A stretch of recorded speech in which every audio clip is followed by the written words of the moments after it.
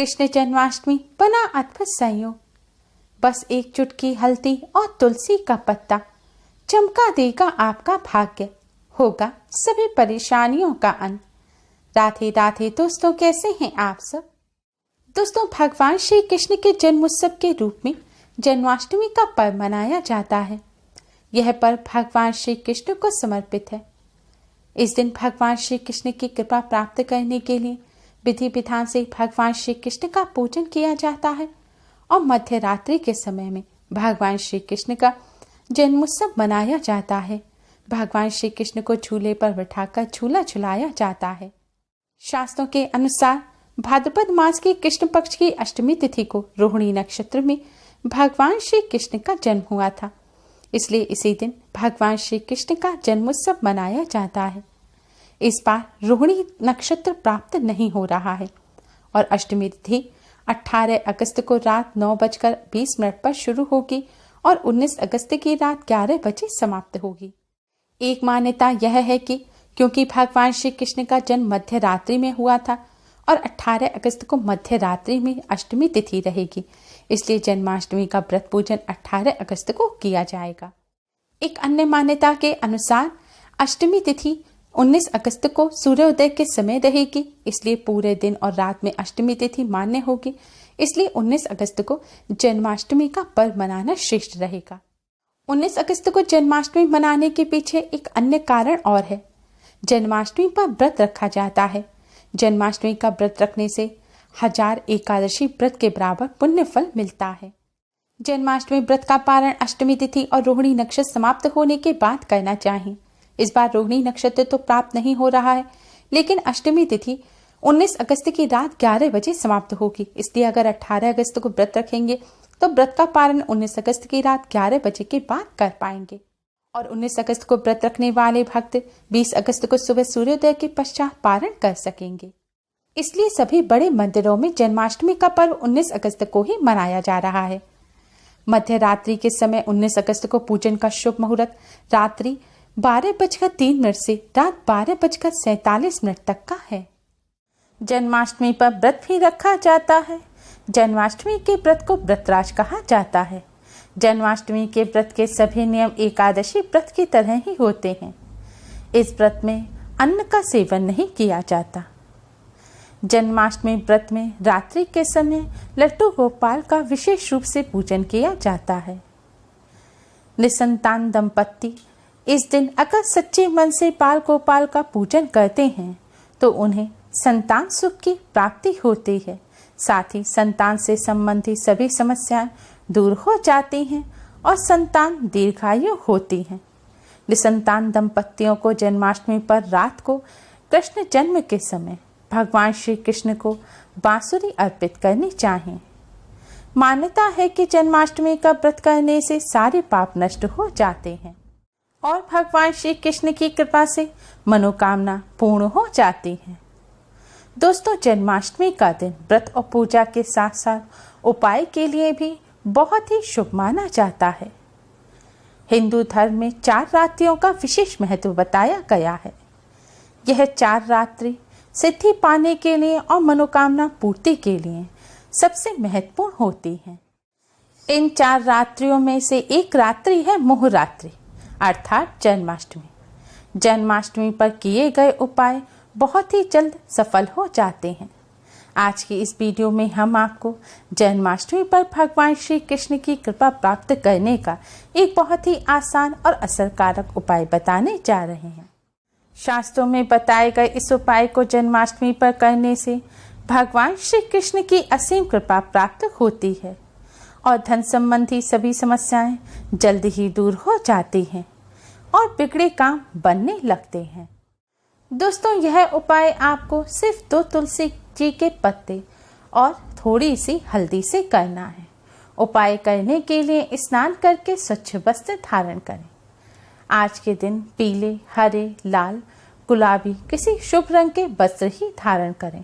भूलकर भी काले और नीले रंग के वस्त्र ना पहने। अब आप अपने मंदिर के सामने आसन बिछाकर बैठ जाएं। अपने मंदिर की सफाई करें, भगवान जी को स्नान कराएं और स्वच्छ वस्त्र पहनाएं। इसके बाद भगवान जी के सामने एक शुद्ध घी का दिया जलाएं और एक सुगंधित धूप बत्ती जलाएं। दोस्तों ध्यान रखें, दिए को आप सीधे जमीन पर ना रखें। दिए के नीचे कोई खाली पात्र, प्लेट या कटोरी रखें या फिर थोड़े से साबुत चावल रखकर उसके ऊपर ही दिया रखें, क्योंकि सीधे जमीन पर रखा हुआ दिया अपूर्ण माना जाता है। दिया जलाने के बाद सबसे पहले आप भगवान श्री गणेश को प्रणाम करें, फिर भगवान श्री कृष्ण और राधा रानी को प्रणाम करें। भगवान श्री कृष्ण राधा रानी को आप हल्दी और कुमकुम से तिलक करें। अगर चंदन हो तो आप भगवान श्री कृष्ण को चंदन से तिलक अवश्य ही करें। अब आप भगवान श्री कृष्ण को भोग लगाएं। आप भगवान जी को किसी भी फल मिष्ठान का भोग लगा सकते हैं। घर में जो भी फलहार बना हो आप उसका भी भगवान जी को भोग अवश्य ही लगाएं। आज के दिन भगवान श्री कृष्ण को हो सके तो माखन और मिश्री का भी भोग अवश्य ही लगाएं। भोग में आप तुलसी दल भी अवश्य ही रखें, क्योंकि तुलसी जी को हरि प्रिया कहा जाता है। शास्त्रों में बताया गया है कि जिस नैवेद्य में तुलसी दल नहीं होता, भगवान श्री कृष्ण उस भोग को स्वीकार नहीं करते। भोग लगाने के पश्चात अब आप भगवान जी के सामने एक छोटा सा लाल रंग का कपड़ा बिछाएं। फिर तुलसी जी के 2 पत्ते लें। इन पत्तों को पानी से अच्छी तरह धोकर साफ कर लें।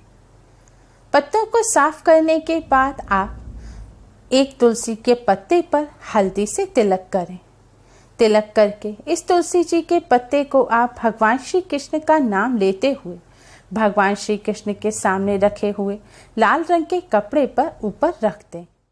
अब आप दूसरे पत्ते पर हल्दी से तिलक करें और इस पत्ते को राधा रानी का नाम लेते हुए आप भगवान जी के सामने बिछे हुए लाल रंग के कपड़े के ऊपर रख दें।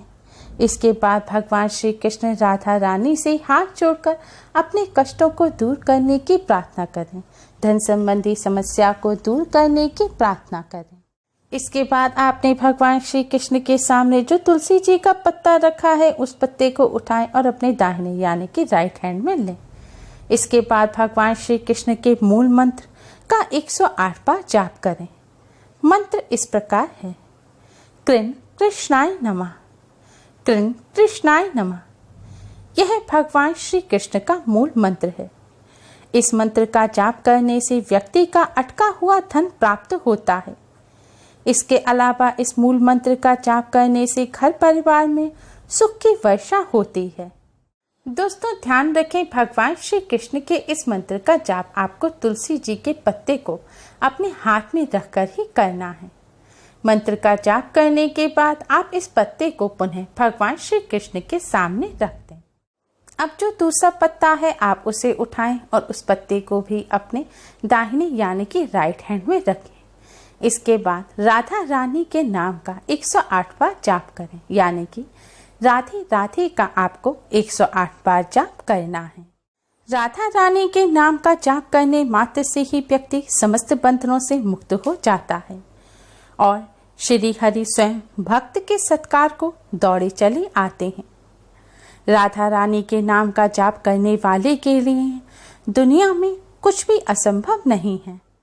भगवान श्री कृष्ण को प्रसन्न करने का सबसे आसान उपाय है राधा रानी के नाम का जप करना। मथुरा में अक्सर यही भजन सुनाई देता है कि राधे राधे जपो चले आएंगे बिहारी। राधा मैया के नाम का जाप करने के पश्चात अब आप इस पत्ते को पुनः भगवान जी के सामने लाल रंग के कपड़े पर रख दें। इसके बाद भगवान श्री कृष्ण और राधा रानी को प्रणाम करें।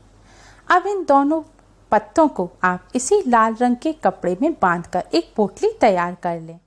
फिर इस पोटली को अपने दोनों हाथों में लें और भगवान श्री कृष्ण राधा रानी से अपने घर की सुख समृद्धि की प्रार्थना करें। अपने सभी कष्टों, धन संबंधी समस्याओं को दूर करने की प्रार्थना करें। भगवान श्री कृष्ण और राधा रानी के नाम से अभिमंत्रित इन पत्तों को अब आप अपने धन रखने के स्थान पर तिजोरी में रख दें। अगर आपके यहाँ तिजोरी ना हो तो आप किसी साफ स्थान पर थोड़े से रुपए रखकर इन पत्तों को उन रुपयों के साथ रख दें। आप चाहें तो अपनी दुकान में, व्यापार स्थल पर भी धन रखने के स्थान पर इन पत्तों को रख सकते हैं। ऐसा करने से भगवान श्री कृष्ण राधा रानी की कृपा से धन संबंधी समस्याएं दूर हो जाएंगी और घर में सुख समृद्धि आएगी। दोस्तों, शास्त्रों में बताया गया है कि माँ लक्ष्मी जी को तुलसी के पत्तों की सुगंध अति प्रिय है। जहाँ भगवान के नाम से सिद्ध किए हुए तुलसी के पत्ते रखे जाते हैं, वहाँ माँ लक्ष्मी का वास होता है।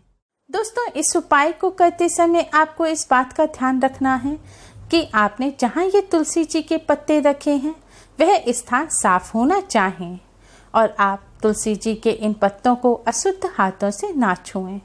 महिलाएं पीरियड के दौरान भी इन पत्तों के स्पर्श ना करें। दोस्तों, जन्माष्टमी की रात्रि सिद्धि रात्रि होती है। इस रात्रि में किए गए उपाय बहुत ही जल्दी शुभ फल प्रदान करने वाले होते हैं। वैसे तो यह उपाय आप जन्माष्टमी पर दिन में भी कर सकते हैं, लेकिन रात्रि पर करने से यह अति शीघ्र ही शुभ फल प्रदान करेगा। उम्मीद है आपको हमारी ये वीडियो पसंद आई होगी। प्लीज़ लाइक करें। हमारी इस वीडियो को अपने फ्रेंड्स और रिश्तेदारों में ज़्यादा से ज़्यादा शेयर करें, जिससे वह भी इसका लाभ उठा सकें। हमारी और भी वीडियोस के लिए हमारे चैनल को सब्सक्राइब करना ना भूलें। Thanks for watching. Radhe Radhe.